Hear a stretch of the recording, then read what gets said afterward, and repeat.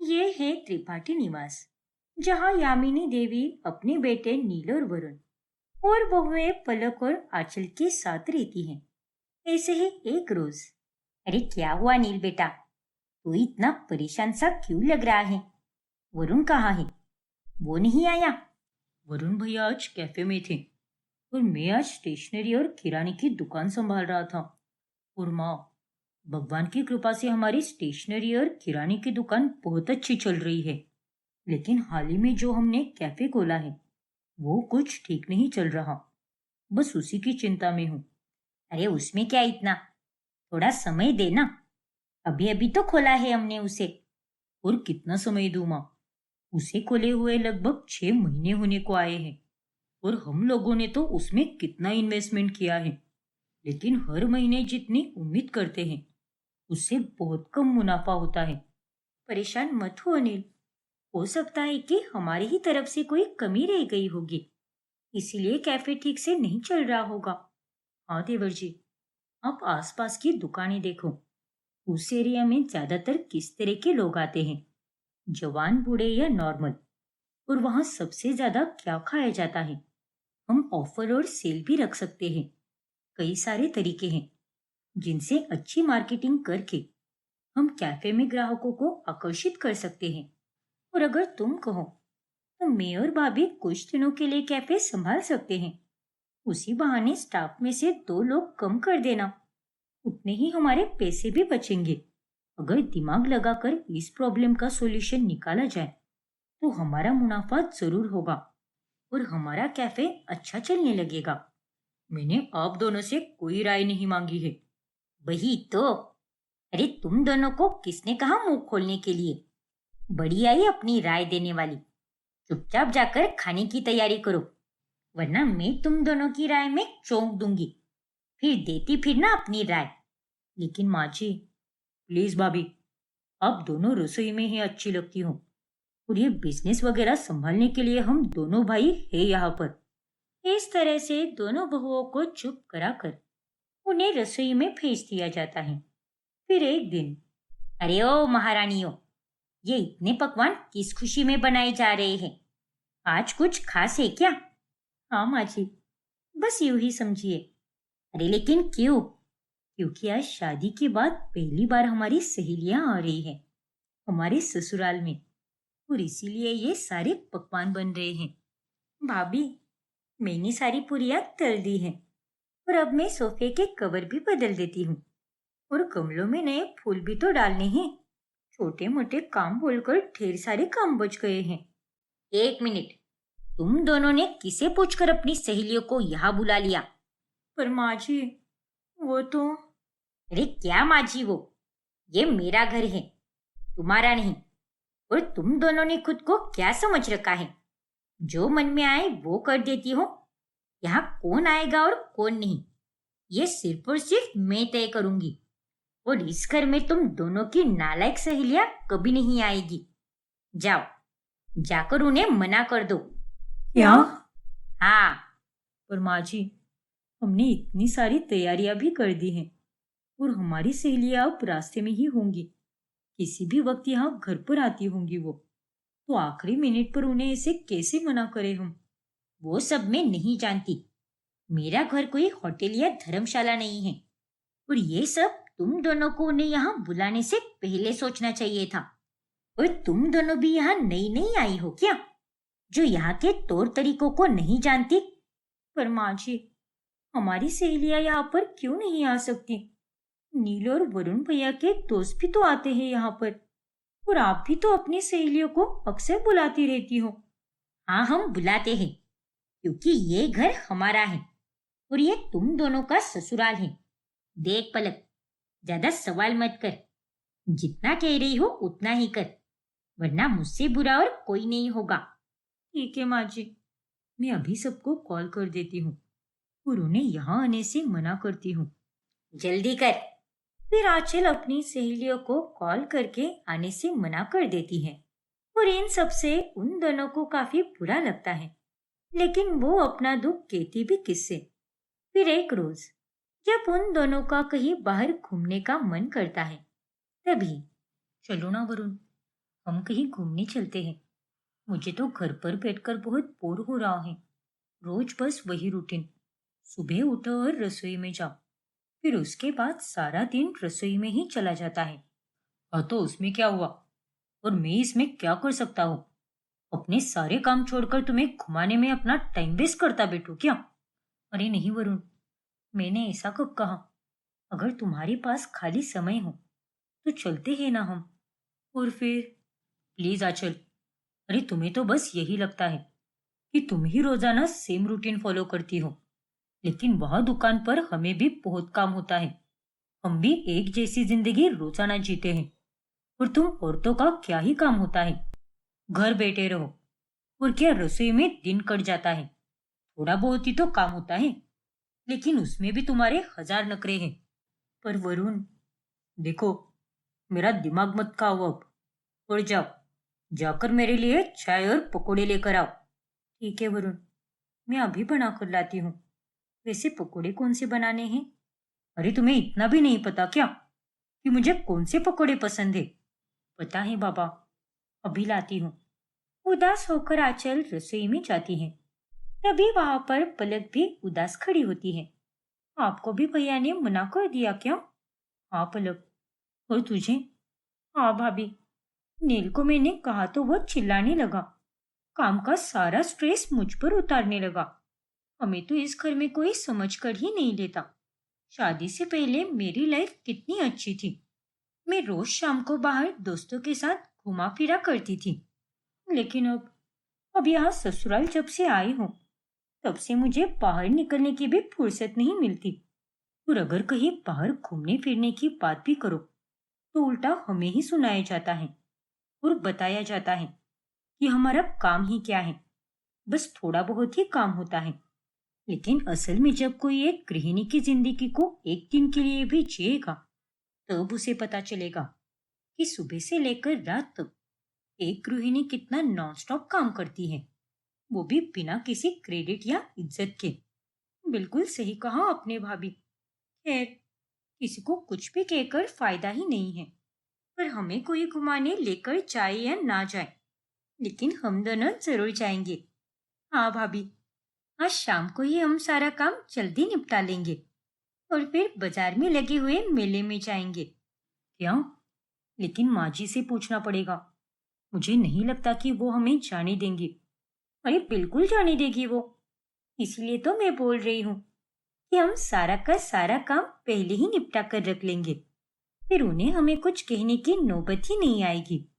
फिर शाम के समय वो दोनों सारा काम जल्दी निपटा लेती है और तैयार होकर बाहर जाने लगती है।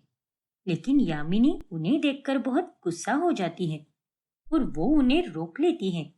तुम दोनों के बहुत पर निकल आए हैं क्या, जो हर काम अपनी मन मर्जी के हिसाब से कर रही हो? तुम दोनों बाहर घूमने नहीं जाओगी। चलो, अब चुपचाप घर पर बैठो। पर माँ जी, हमने सारे काम कर दिए हैं। नील और भैया तो हमें कहीं घुमाने भी नहीं लेकर जाते, ना ही आप हमें कहीं लेकर जाती हो। और अब तो आप हमें कहीं अकेले भी नहीं जाने दे रही हो। अब हम छोटी बच्चियां थोड़ी ना हैं जो मेले में कहीं खो जाएंगी।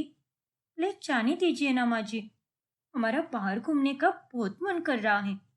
नहीं, कहीं नहीं जाओगी तुम दोनों। और बकवास बंद करो। बड़ी आई मेले में जाकर मौज मस्ती करने वाली। रसोई में जाओ, जाकर कल सुबह की तैयारी करो। और आंचल बहू, जरा अपनी देवरानी को समझा दे। तू तो चुप है, लेकिन ये लड़की बहुत बोलने लगी है।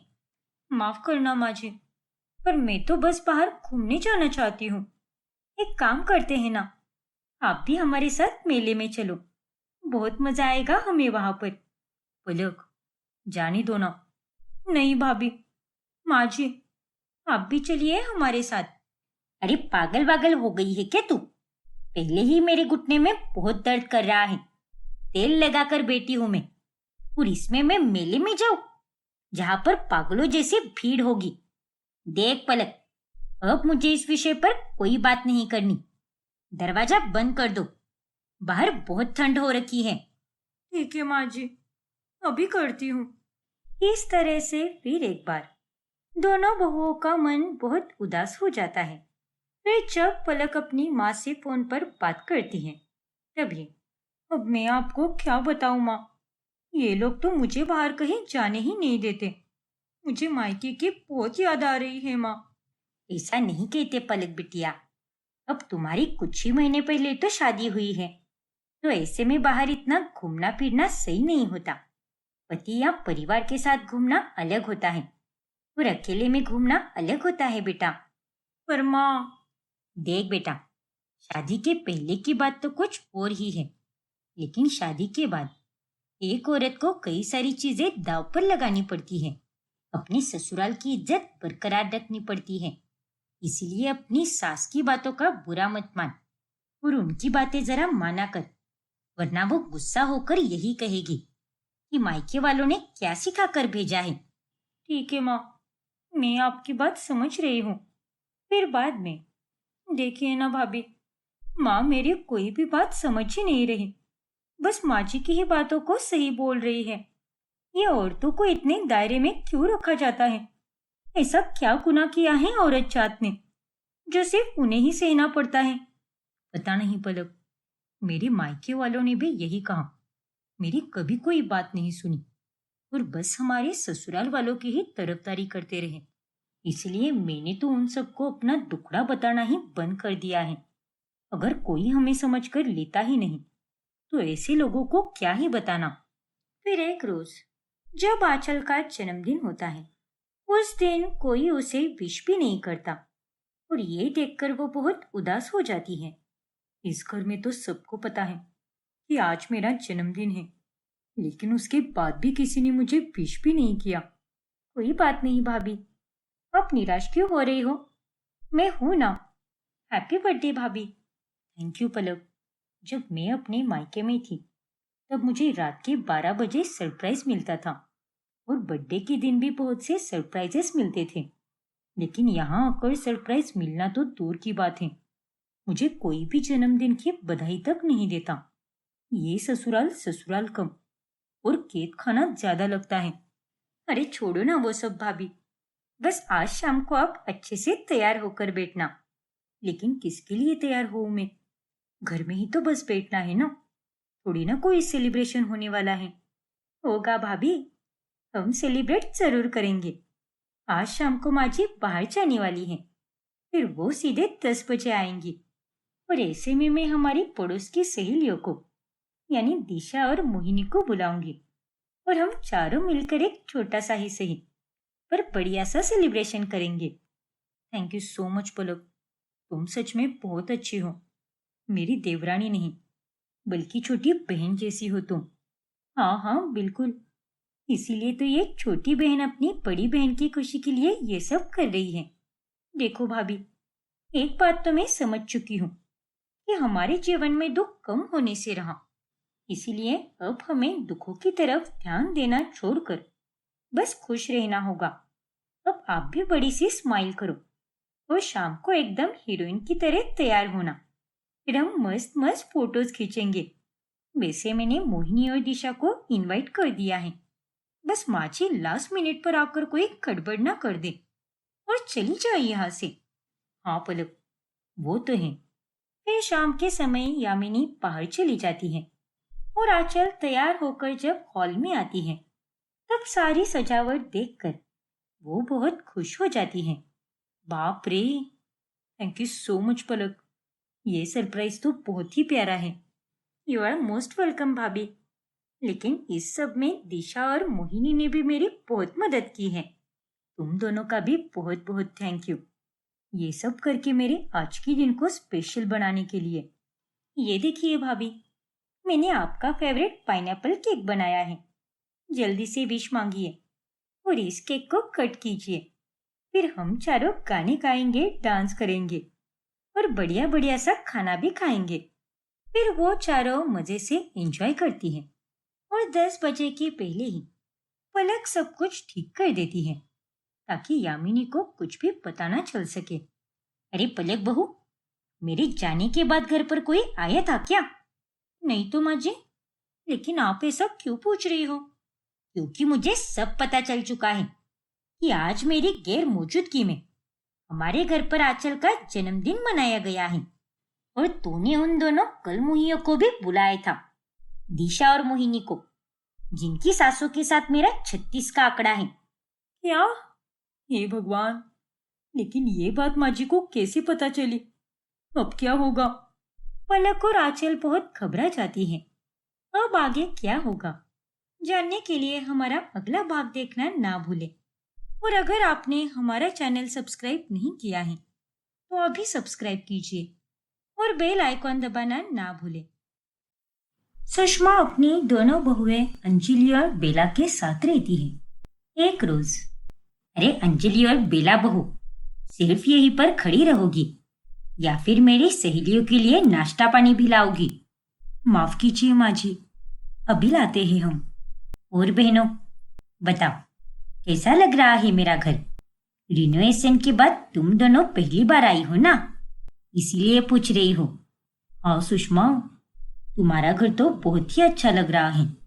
ये तो एकदम नया सा बन गया है। हाँ सुषमा, नजर ना लगे तेरे घर को। सच में बहुत ही खूबसूरत डिजाइन की है तूने हर जगह पर। तुम दोनों का बहुत शुक्रिया। ये लीजिए काकी, आपके लिए चाय, और ये रहा नाश्ता। खास आप दोनों के लिए मटर की कचौड़ियाँ बनाई है हमने। अरे वाह, हमें तो बड़ी ही भूख लग रही थी। अच्छा हुआ जो तुम दोनों ने ये सब बना दिया। तो फिर पेट भर कर खाइए काकी, और लगे तो बता देना। जरूर। वैसे अंजलि बेटा, तुम्हारे कपड़े में अक्सर देखा करती हूँ, बहुत सुंदर होते हैं। अरे आजकल की बहुएं तो बस जीन्स और टॉप ही पहनती रहती हैं, और वही दूसरी तरफ एक तू है जो इतने संस्कारी और हमारे जमाने के कपड़े पहनती हैं। बहुत खूब बेटा, लेकिन मुझे तो बेला का पहनावा ही अच्छा लगा। ये पुराने और नए जमाने के फैशन को एक साथ जोड़कर एकदम अच्छे से पहनती हैं। देखो तो इसके कपड़े कितने मस्त लग रहे हैं। वैसे बुरा मत मानना बेला, लेकिन ये कुर्ती कुछ ज्यादा ही मॉडर्न लग रही है। देख के तो ऐसा लग रहा है जैसे कि ये कुर्ती सिर्फ नाम के लिए ही कुर्ती है। अरे कोई बात नहीं आंटी, मुझे बिल्कुल बुरा नहीं लगा। और हाँ, मैं जानती हूँ कि ये कुर्ती थोड़ी बोल्ड स्टाइल है, लेकिन मैं तो ऐसे ही बोल्ड और मॉडर्न कपड़े पहनना ही पसंद करती हूँ। ये पुराने जमाने वाले आंटी जी टाइप कपड़े मुझे बिल्कुल पसंद नहीं आते, इसीलिए मैं वैसे कपड़े कभी नहीं पहनती।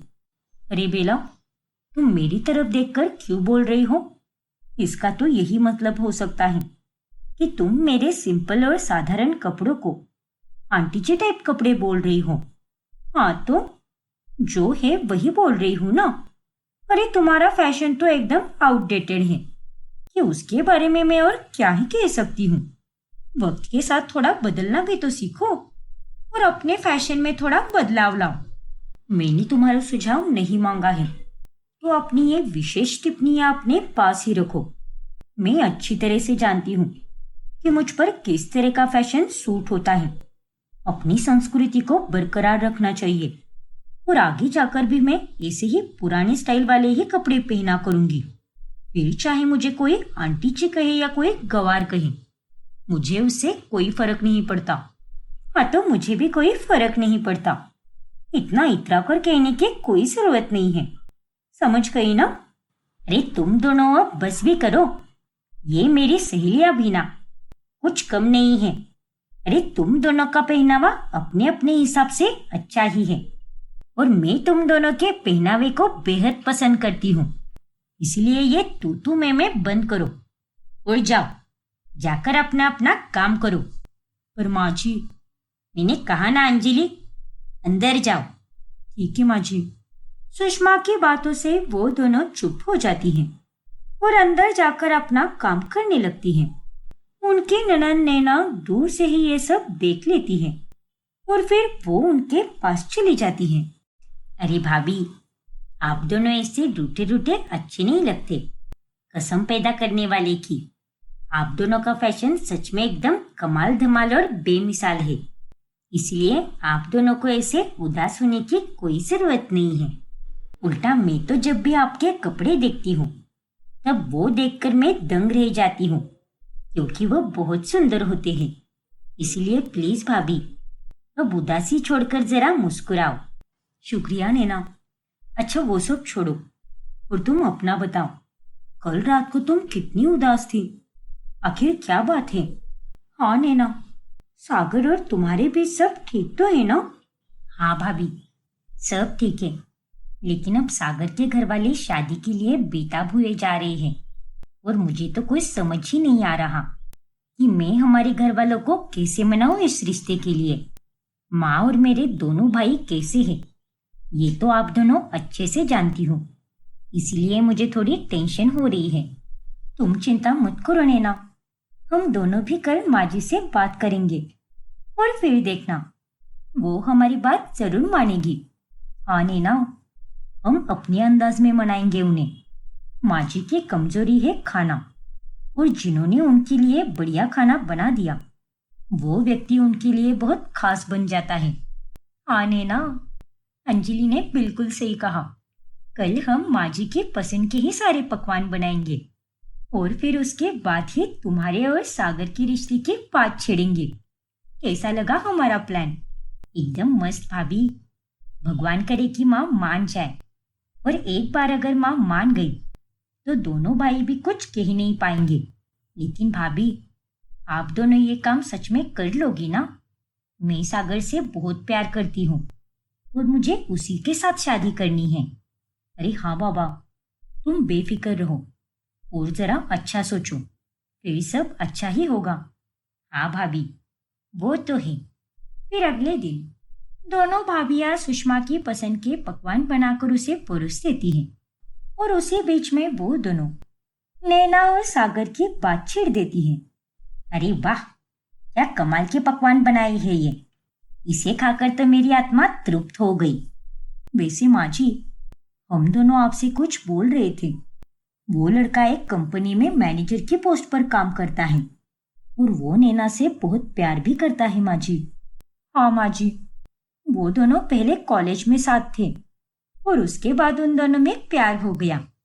नैना आपसे ये बात कहने में बहुत डर रही थी कि कहीं आप उस पर चिल्ला ना दो, इसलिए उसने हमें ये बात बता दी। माफ करना माँ जी, लेकिन मेरे हिसाब से नैना के लिए सागर से अच्छा और कोई लड़का मिल ही नहीं सकता। अरे तू माँ है क्या उसकी?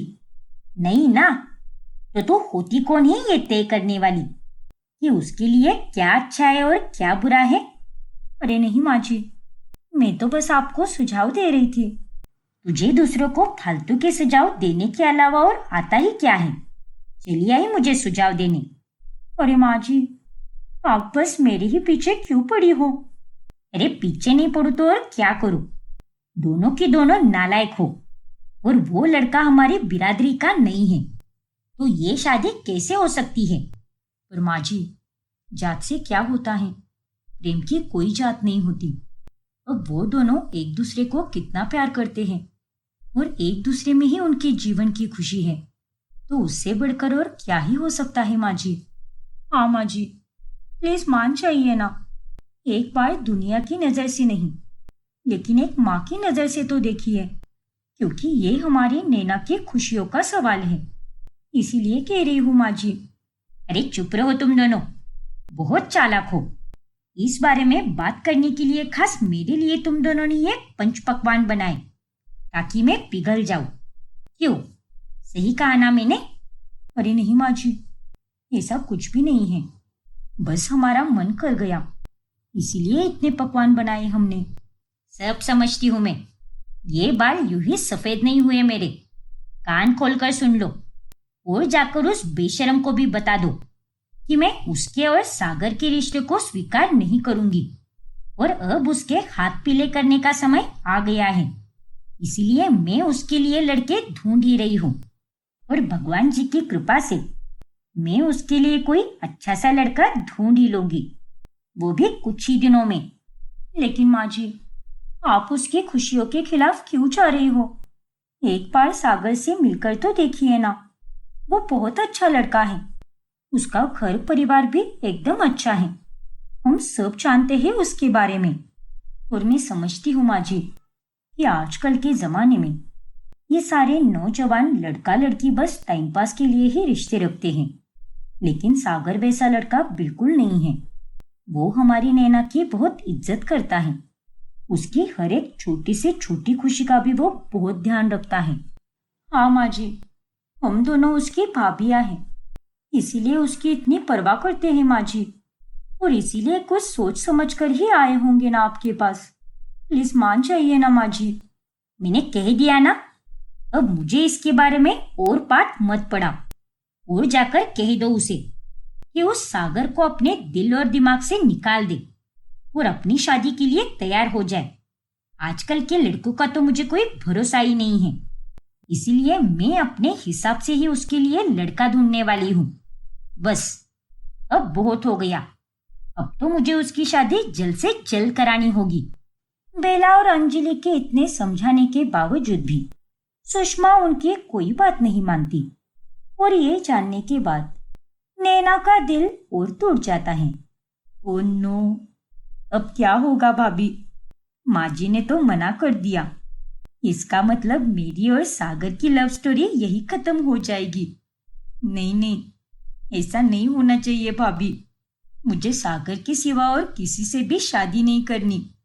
प्लीज आप दोनों कुछ कीजिए ना भाभी, प्लीज भाभी। अब हम भी और क्या करें नैना? हमने माँ जी को समझाने की बहुत कोशिश की, लेकिन तुम तो जानती ही हो ना कि वो कैसी है। एक बार जो उन्होंने कह दिया सो कह दिया। मुझे भी अब कुछ भी समझ नहीं आ रहा कि अब करे तो क्या करें। एक काम कर सकते हैं, भाई है ना, आप दोनों तेज भाई और अतुल भाई से बात करो, शायद वो दोनों मान जाए। और अगर वो दोनों मान गए तो वो माँ को भी मना लेंगे।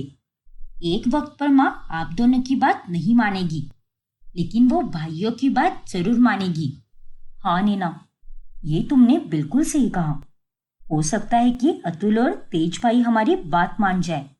हाँ अंजलि, और ये हमारे पास एक आखिरी मौका है, तो हम इसे अपने हाथ से बिल्कुल नहीं जाने देंगे। अब चाहे कुछ भी हो जाए, हम दोनों अपने पतियों को मनाकर ही रहेंगे। फिर वो दोनों अपने अपने पतियों से बात करने जाती हैं। लेकिन तभी कुछ भी मत सुनो इन दोनों की। मेरे पास दाल नहीं गली तो ये दोनों तुम्हारे पास चली आई। ये नहीं हो पाएगा। सागर की कास्ट अलग है और हमारी अलग है, और वैसे भी ये आजकल के रिलेशनशिप बस टाइम पास के लिए होते हैं, ज्यादा देर तक नहीं चलते ये। लेकिन तेज, जब ये दोनों इतना कह रही है कि सागर वाकई में एक अच्छा लड़का है, तो एक बार हमें उससे मुलाकात करने में क्या हर्ज है? नहीं अतुल, मिलना तो दूर की बात है, हमें उसकी शक्ल तक नहीं देखनी। तेज ने बिल्कुल सही कहा। और अतुल, तू उस अंजलि की बातों में मत आ। देख बेटा, मैंने तुम दोनों की अरेंज मैरिज करवाई, इसीलिए तुम दोनों अपने शादीशुदा जीवन में कितने खुश हो। अरे ये लव मैरिज किसी काम के नहीं होते। मैं अपनी नैना के लिए हीरे जैसा लड़का ढूंढूंगी। आज तो वो रो रही है, लेकिन कल को आकर खुद मुझसे कहेगी कि आपने मेरे लिए सागर से भी कई गुना ज्यादा अच्छा लड़का ढूंढा है। पर माँ, ये सब इतना आसान नहीं होगा। नैना और सागर एक दूसरे से बहुत प्यार करते हैं, तो कुछ तो इज्जत कीजिए उनके रिश्ते की। आखिर एक बार मिलने में क्या दिक्कत है? बहुत दिक्कत है अतुल, और तू अपना दिमाग मत लगा। माँ है ना, वो सब संभाल लेगी। वो हमसे बड़ी है, इसीलिए हर चीज में उनका तजुर्बा है। फिर 2 दिनों के बाद, अरे क्या हुआ सागर, तुम मुझे यहाँ इस बुटीक में क्यों लेकर आए हो? क्योंकि मैं अपनी होने वाली सुंदर बीवी को सुंदर सुंदर कपड़े दिलाना चाहता हूँ। और ये जो बुटीक है ना, ये टाउन का one of the best boutique है। यहाँ पर सब डिजाइनर कपड़े होते हैं। देखो, तुम्हें जो पसंद है उस पर हाथ रख दो, फिर मैं तुम्हें वो दिला दूंगा। अब हमारी शादी की तैयारी भी तो शुरू करनी है, तो यही से शुरुआत करते हैं।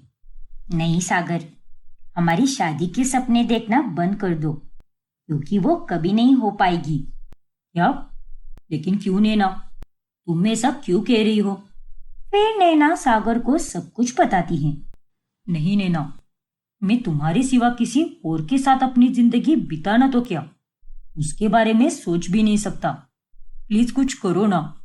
मैं करूँ क्या तुम्हारी माँ से बात, या फिर मैं अपने माँ पापा के साथ आ जाता हूँ तुम्हारे घर पर। क्या पता मेरे माँ पापा से मिलकर उनका फैसला बदल जाए। नहीं सागर, अब कुछ भी नहीं हो सकता। सब खत्म हो चुका है, इसीलिए हमें अब अलग होना ही पड़ेगा।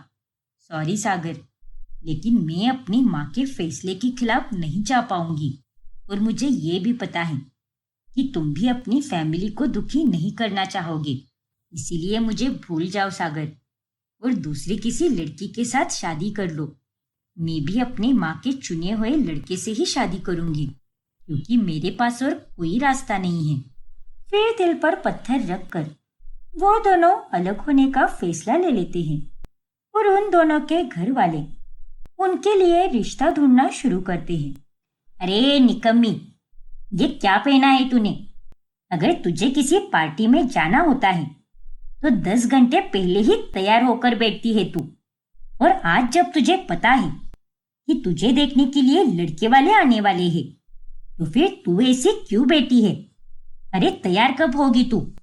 बस हो ही रही हूँ माँ, वो रखे हैं ना कपड़े, अभी पहन लेती हूँ मैं। अरे दिमाग खराब हो गया है क्या तेरा?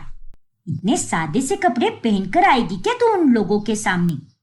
मैं अंजलि और बेला को भेज रही हूँ अंदर, फिर वो तुझे कौन से कपड़े पहनाने हैं ये बता देगी, और तू वही पहनेगी। और अच्छे से सज सवर कर आना, और जरा चेहरे पर मुस्कुराहट लाना, नहीं तो जब देखो तब तेरे चेहरे पर 12 बजे हुए रहते हैं, बेवकूफ कहीं की। फिर दोनों भाभियां नैना को तैयार करती हैं, और जब नैना को लड़के वाले देखने आते हैं तभी उन्हें देखकर वो हैरान रह जाती हैं। अरे ये क्या, ये तो सागर है। इसका मतलब सागर और उसके माँ पापा ही लड़के वाले हैं, लेकिन ये सब कैसे हो गया? अरे नैना, ये तेरा वाला ही सागर है ना? तो ये यहाँ पर कैसे आ गया? वही तो, ये चमत्कार देखकर तो मुझे विश्वास ही नहीं हो रहा। हाँ भाभी, मैं भी बहुत हैरान हूँ। अरे तुम दोनों अपनी ननन के साथ बाद में फुसफुसाना, पहले उसे यहाँ लेकर आओ। ये देखिए मनोरमा जी, ये रही मेरी बिटिया रानी नैना जी। नमस्ते आंटी जी। नमस्ते बेटा जी, चाय नाश्ता लीजिए ना। हाँ बेटा, पहले तुम बैठ तो जाओ। फिर मनोरमा नैना के साथ ढेर सारी बातें करती हैं। अरे नैना जी, एक कप चाय और मिलेगी क्या? दरअसल ये चाय बहुत ही अच्छी बनी है, इसीलिए। जी जरूर, और आपका बहुत शुक्रिया। अरे उससे अच्छा तो तुम दोनों साथ में बाहर जाकर आंगन में बैठो और चाय पीते पीते एक दूसरे से बात भी कर लो। क्यों मनोरमा जी, सही कहा ना मैंने? और नहीं तो क्या, अगर एक दूसरे के साथ समय बिताओगे तभी तो एक दूसरे को जान पाओगे। लेकिन नैना जी, आपको इससे कोई एतराज तो नहीं ना? नहीं नहीं, मुझे कोई एतराज नहीं है। फिर नैना और सागर दोनों आंगन में चले जाते हैं। एतराज के बच्चे, क्या एक्टिंग करते हो? सबके सामने मुझे नैना जी बोल रहे थे। हाँ तो कैसी लगी मेरी एक्टिंग? तुम सच में पागल हो सागर। अब मुझे ये बताओ कि ये सब कैसे हुआ? माँ ने ढूंढ ढूंढ कर तुम्हें ही कैसे ढूंढा? दरअसल हुआ यूं कि हम दोनों के अलग होने के बाद मेरे परिवार वाले भी तुम्हारे परिवार वालों की तरह मेरे लिए रिश्ता ढूंढने लग गए। और खुशकिस्मती से तुम्हारी माँ ने जिन पंडित जी को रिश्ता ढूंढने के लिए कहा था, उन्हीं पंडित जी से मेरी माँ ने भी कहा था। और फिर क्या, उन्होंने तुम्हारी तस्वीर मेरे घर भेज दी, और फिर हम लोग यहाँ पर चले आए।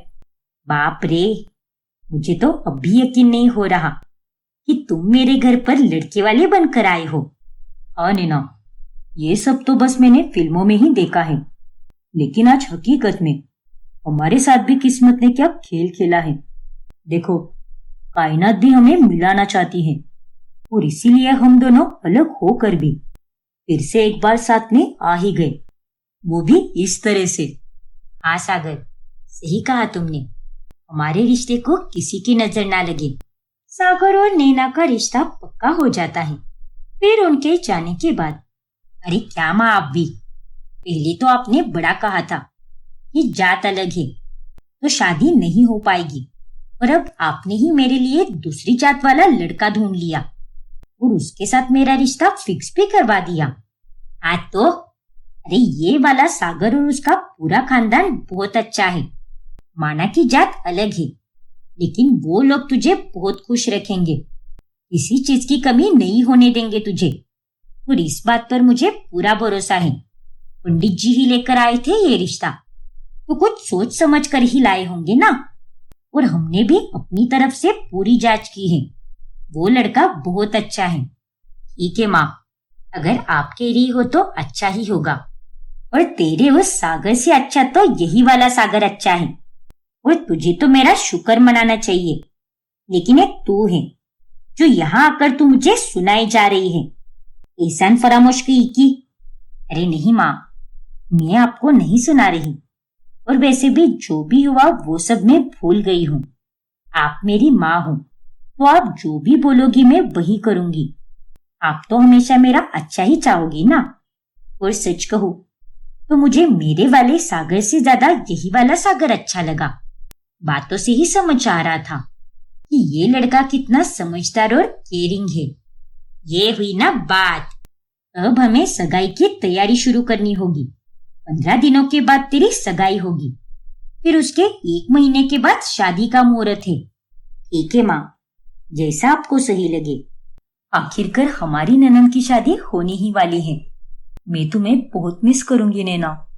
अरे भाभी, अब रुलाओगे क्या मुझे? मैं भी आप सबको बहुत मिस करूंगी। अरे बस बस, ये सब रोना धोना बाद में होता ही रहेगा। अब बहुत तैयारियां करनी है, चलो काम पे लगो। फिर बाद में मैं तो एकदम हैरान ही हो गई। मैंने सागर की फोटो पहले ही देखी थी, और उसे हकीकत में हमारे घर आए देखकर मुझे तो मेरी आंखों पर विश्वास ही नहीं हो रहा था। सच में नैना, लगता है तुम दोनों की जोड़ी रब ने ही बनाई है, इसलिए जुदा होकर भी तुम दोनों फिर एक हो गए, और अब हमेशा हमेशा के लिए एक दूसरे के जीवन साथी बनने जा रहे हो। हाँ भाभी, और आप दोनों का फिर से धन्यवाद। आप दोनों ने मेरा हमेशा साथ दिया है। मेरी लाइफ में आए हुए आप दोनों को 2 साल हो गए, लेकिन आज तक आप दोनों ने मेरा साथ कभी नहीं छोड़ा। हर मुश्किल में खड़े रहे, बिल्कुल एक बड़ी बहन की तरह। अरे बस बस, अब रुलाओगे क्या हमें? और हाँ, सागर ही तुम्हारा बॉयफ्रेंड है, ये राज हम तीनों में ही रहेगा। क्या कहा? राज? आखिर यहाँ पर कौन से राज की बात हो रही है? तेज को अचानक से सामने देखकर वो तीनों घबरा जाती हैं। वो दरअसल, अरे तेज भाई, अब लेडीज की बातें लेडीज तक ही रहने दो ना। हमारी बातें जानकर आप क्या करोगे? हाँ भैया, हम कुछ पर्सनल बातें कर रहे हैं। अच्छा बाबा ठीक है, वो जो भी हो, मैं तो बस यहाँ से गुजर रहा था कि तभी मैंने तुम्हारी थोड़ी बातें सुन ली, बस इसीलिए पूछ लिया। तो चलो अब मैं निकलता हूँ, फिर वापस तुम तीनों मिलकर घंटों तक अपनी पर्सनल बातें जारी रखना। फिर तेज वहां से चला जाता है। बाल बाल बच गए भाभी। बेला, तुम ना थोड़ा अपना वॉल्यूम कम करके बोला करो, नहीं तो अभी कांड हो जाता। अरे अब मुझे क्या पता था कि तेज अचानक से यहाँ पर आ जाएगा। अरे कोई बात नहीं बाबा, अब आप दोनों शुरू मत हो जाओ। इट्स ओके अंजलि भाभी, ये सब तो होते ही रहता है।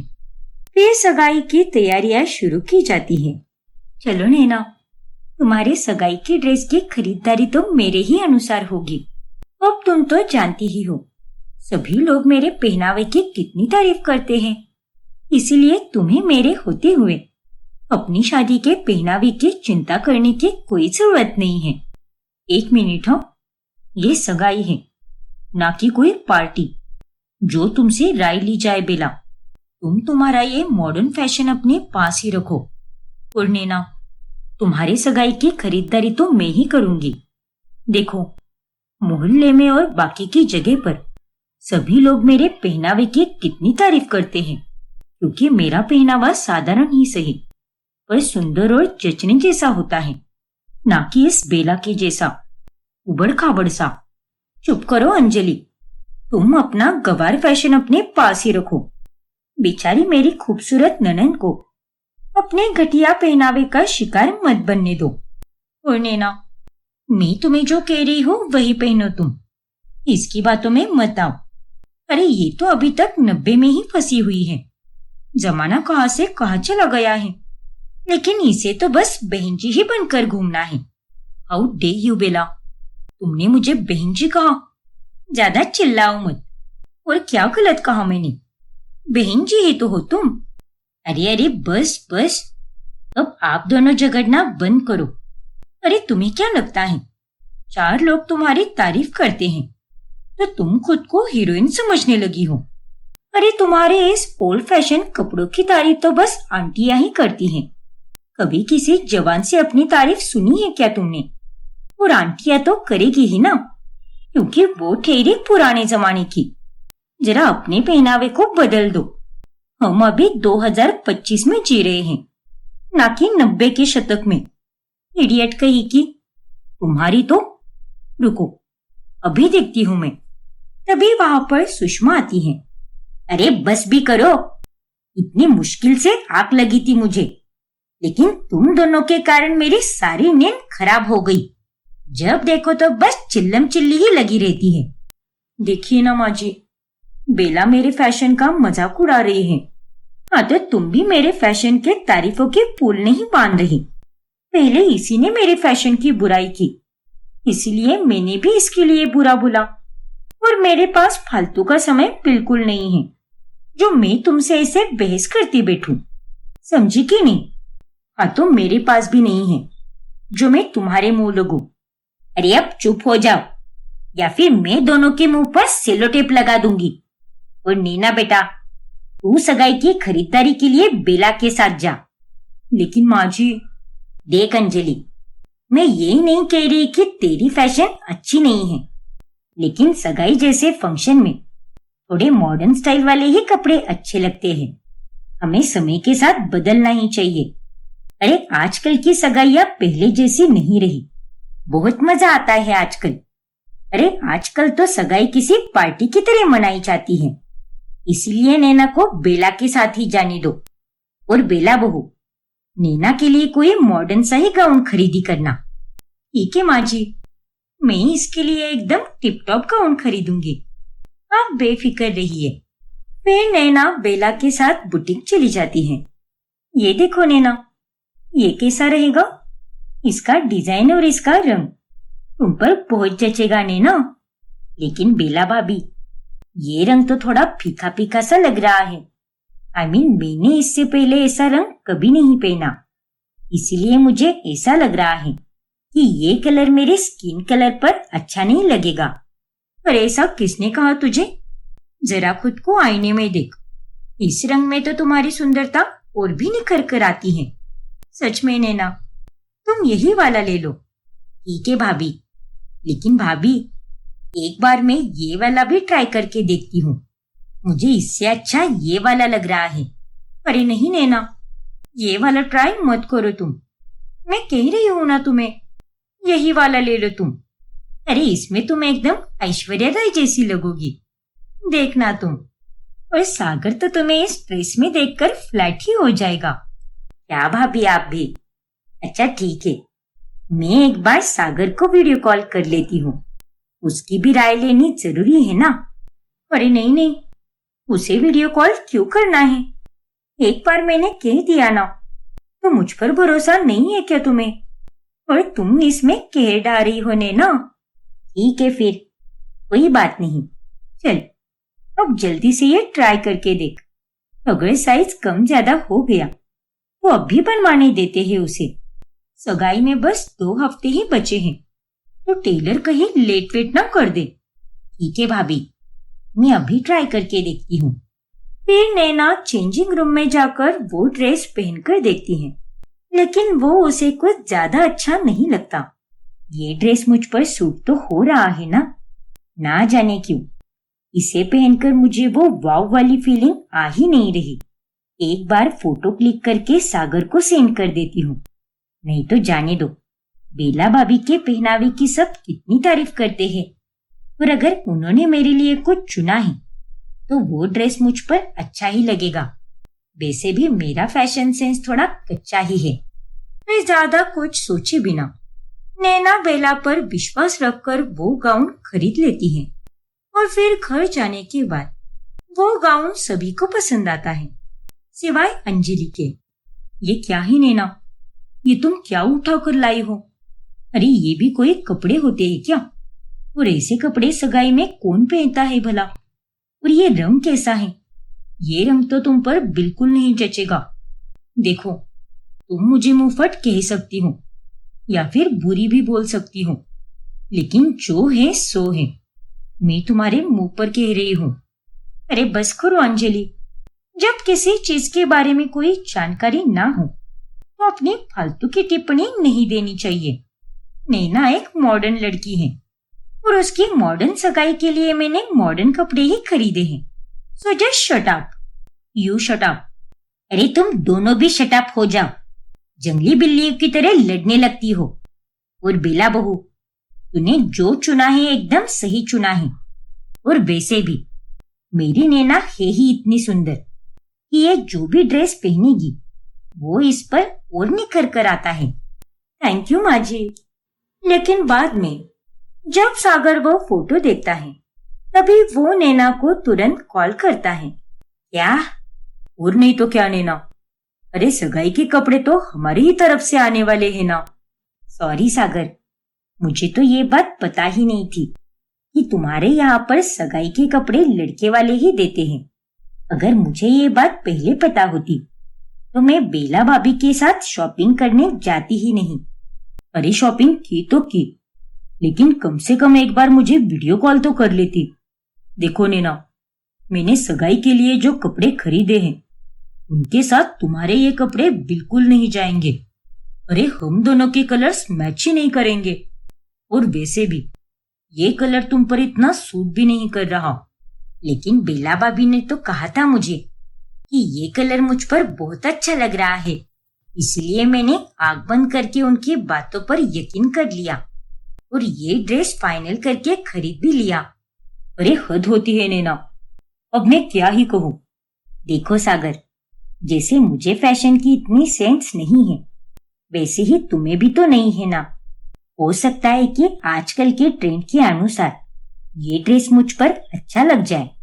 फैशन के बारे में बेला भाभी को हमसे ज्यादा पता है, लेकिन जब मेरे घर वालों को ये बात पता चलेगी कि तुमने पहले से ही ड्रेस खरीद लिया है तब वो लोग क्या सोचेंगे। एक काम करो, तुम अपनी बेला भाभी का ही नाम जपती बैठो। मैं फोन रख रहा हूँ। सच में नैना, तुम्हारी बातें सुनकर तो मेरा मूड ही खराब हो गया। लेकिन सागर, मेरी बात तो सुनो सागर।